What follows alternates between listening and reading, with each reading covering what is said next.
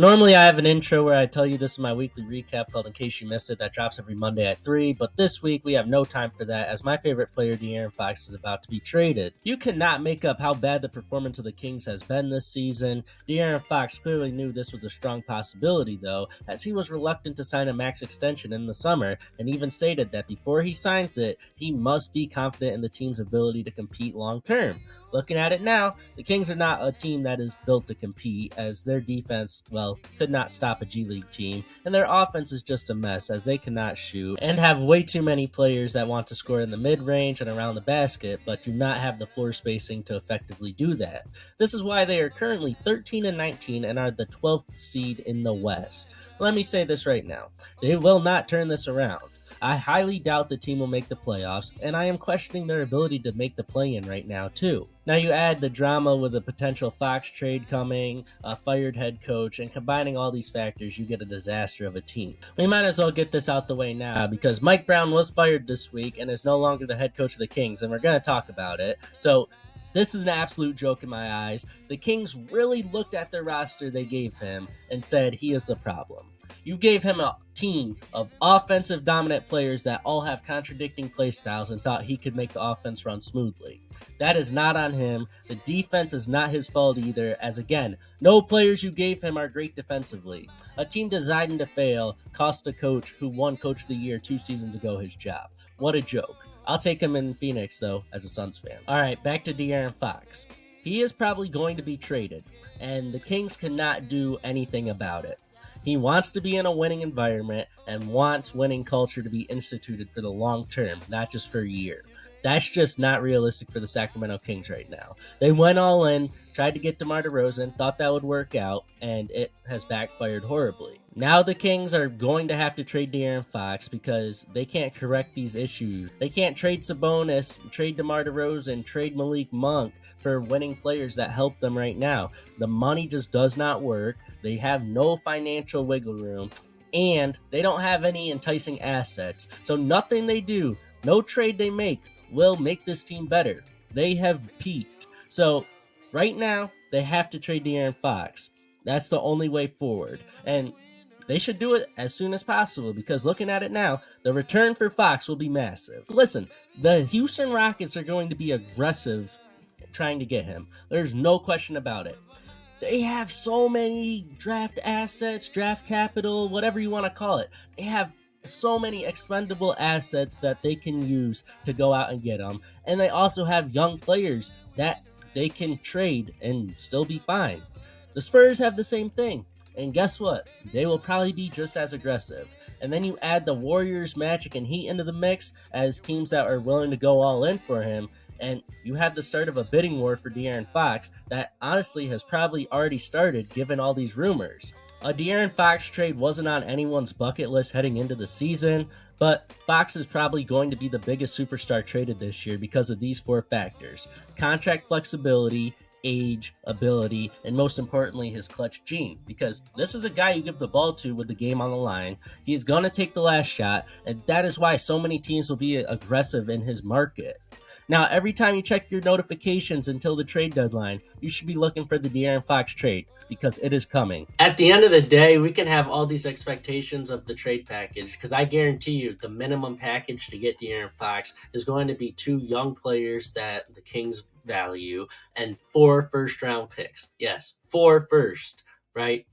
That's the minimum right now. And with a bidding war on the way, with teams with a plethora of assets ready to go all in for Fox, you're going to tell me that that's going to be the package? Nah. It's going to be something a lot crazier than that. And that's why this trade is going to be shocking because De'Aaron Fox is going to be moved.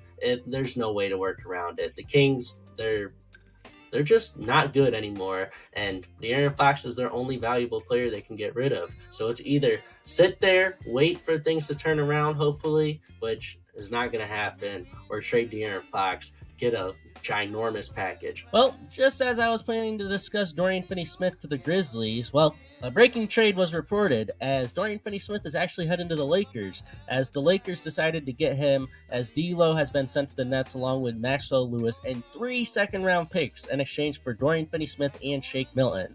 A great deal for the Lakers as they land a perimeter 3-and-D wing to complement the team better, and Shake Milton, who will probably compete with Gabe Vincent for backup point guard minutes. I do worry about DFS's three-point shooting translating in LA, as we have seen some players who are known for the three-point shot seemingly lose it as soon as they step into LA.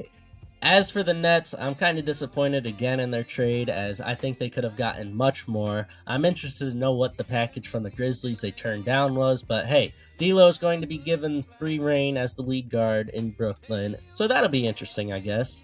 Moving away from trade talks, the New York Knicks this week made a statement as they proved they have 4 players who can score 30 at any time, and having that in a playoff series will be deadly. Against the Raptors this week, OG Anunoby had 31 points on 13 of 15 shooting. On Christmas, Mikal Bridges dropped 41. Against the Wizards, Brunson had 55 points and 9 assists, while Josh Hart just did everything all week. I mean, he does the dirty work, triple-double guy, honestly, which is kind of crazy to say. And then Cat basically averaged 30 and 10 all week.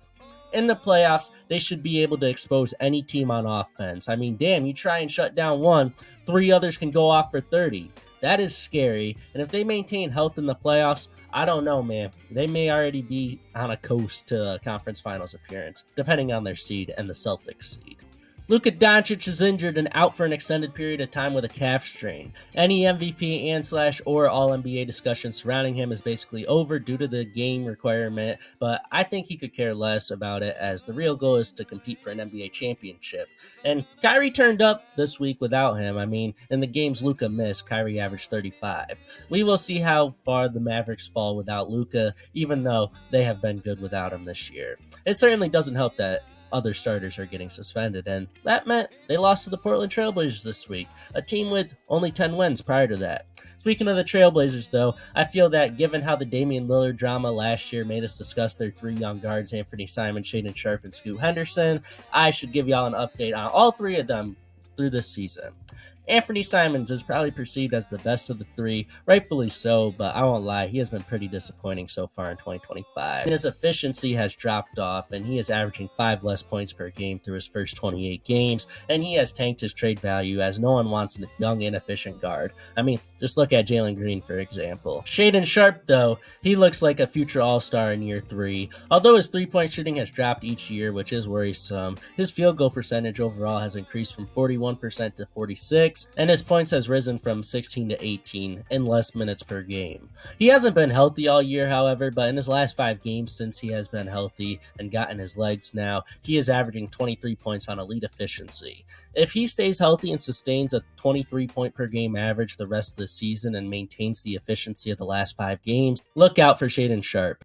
Then lastly, of course, we got to talk about Scoot Henderson, as Scoot has been the most clown player in the NBA, not named Joel Embiid the past 2 years now. Let me be clear, Scoot has been disappointing, and I am in no way going to try and say he hasn't. But I will say, when he has gotten consistent minutes, he hasn't been as bad as he has been made out to be.